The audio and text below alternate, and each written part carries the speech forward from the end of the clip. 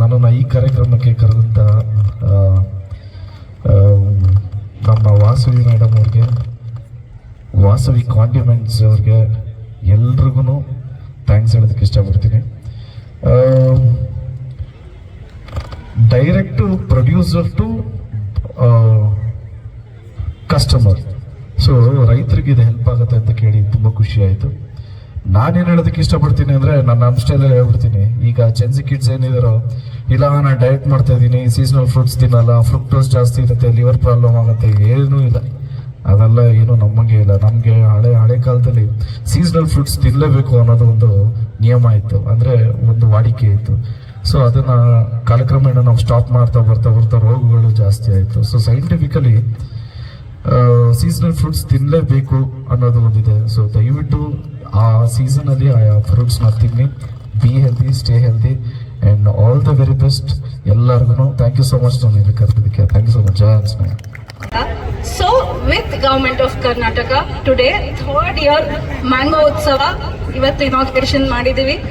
ನಿಮ್ಮೆಲ್ಲರ ಸಹಕಾರದಿಂದ ರೈತರಿಗೆ ತುಂಬಾ ಒಳ್ಳೇದಾಗ್ತಿದೆ. ಅಟ್ ದ ಸೇಮ್ ಟೈಮ್ ನಮ್ಮ ದೇಶೀಯ ತಿನಿಸು ಶ್ರೀಕರಣೆ, ಪೂರಿ ಆಗಲಿ, ಹೋಳಿಗೆ ಆಗಲಿ, so it's not just burgers and pizzas ಅಲ್ಲ, ನಮ್ಮ ದೇಶೀಯ ತಿನಿಸು we have to only promote.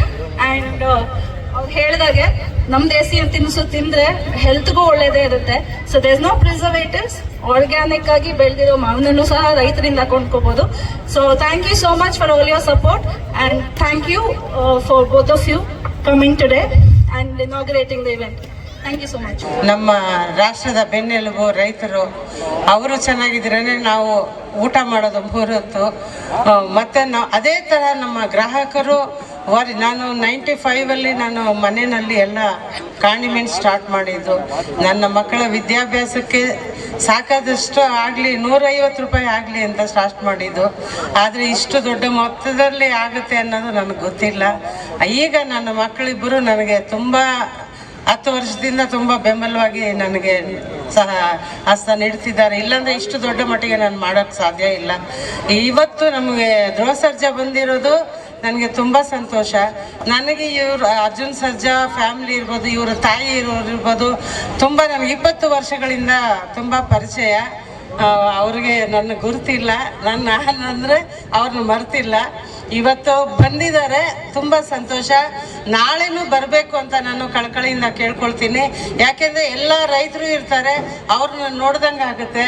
ಸಿಹಿ ಎಲ್ಲ ತಿನಿಸುಗಳು, ಹೋಳಿಗೆಯಿಂದ ಮಾವಿನಕಾಯಿ ಬಜ್ಜಿಯಿಂದ ಎಲ್ಲ ಸವಿದು ನೀವು ಸಂತೋಷದಿಂದ ಬಂದು ವಿಸಿಟ್ ಕೊಟ್ಟು ಹೋಗಬೇಕು ಅಂತ ನಾನು ಕಳಕಳಿಯಿಂದ ಕೇಳ್ಕೊಳ್ತೀನಿ. ನೀವು ಬಂದಿದ್ದಕ್ಕೆ ನಮಗೆಲ್ಲರಿಗೂ ತುಂಬ ಸಂತೋಷ ಸರ್. ಧನ್ಯವಾದ.